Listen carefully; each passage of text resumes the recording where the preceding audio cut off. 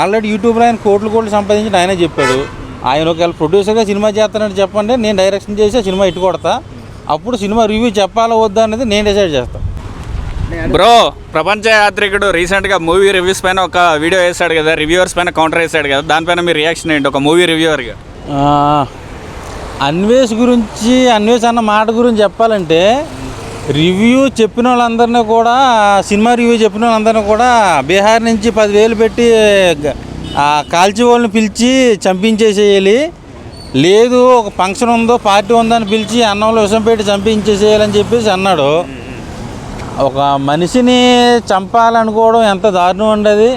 తర్వాత ఆడి కుటుంబాలు ఉంటాయి, ఆ నమ్ముకుని ఎంత ఇబ్బంది పడతారో బాధపడతారో, వాడికి కూడా కుటుంబం ఉండే ఉంటుంది కదా.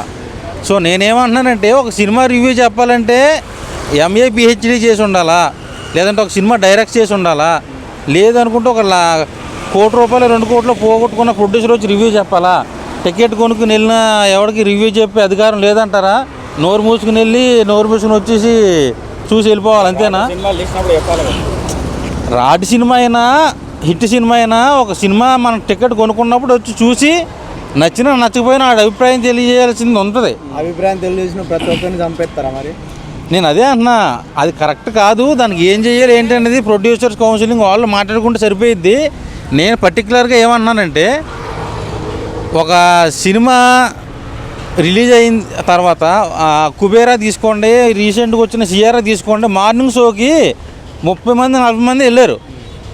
ఆ సినిమా టాక్ బయటకు వచ్చిన తర్వాత హిట్ అని చెప్పిన తర్వాత మ్యాట్నీ నుంచి నైట్ సెకండ్ షో వరకు కూడా వారం రోజులు ఎవరికి టికెట్లు దొరకలా. అందరికీ సినిమా చూడాలని ఉంది.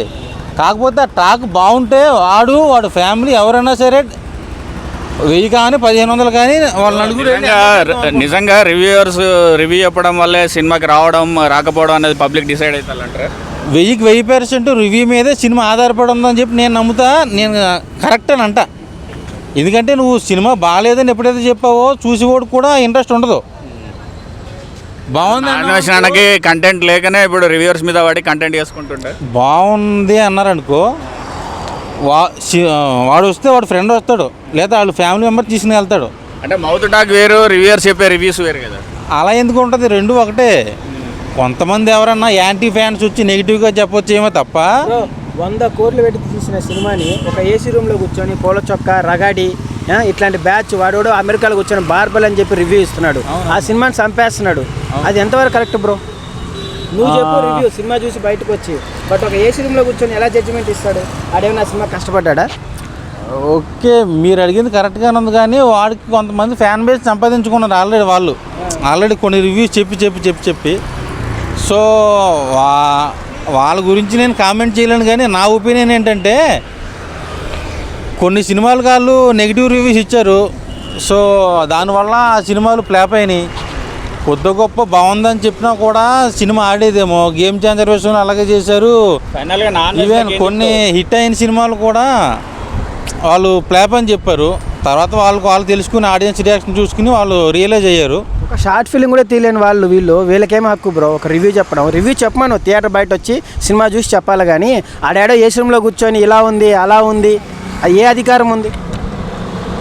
వాళ్ళు ఏమంటున్నారంటే, వాళ్ళకి యూట్యూబ్ నుంచి ఇన్కమ్ వస్తుంది కాబట్టి వాళ్ళు అది కంటిన్యూ చేస్తున్నారన్న.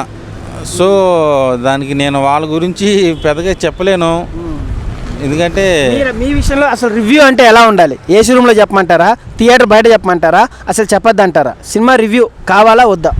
సినిమా రివ్యూ ఖచ్చితంగా ఉండాలి, కానీ అది ఆనందంగా ఉండాలి, ఒకరు అర్థం చేసుకునేలా ఉండాలి. కానీ ప్రొడ్యూసర్ని సినిమాని చంపేసే విధంగా ఉండకూడదని కోరుకుంటా. ఈ మధ్య కొన్ని టీవీ ఛానల్స్లో రివ్యూస్ బ్యాన్ చేయాలని వస్తుంది, తమిళనాడు లాగా. చూసా, TV5లో చూసా, మొన్న తమిళనాడులో కూడా చూసా.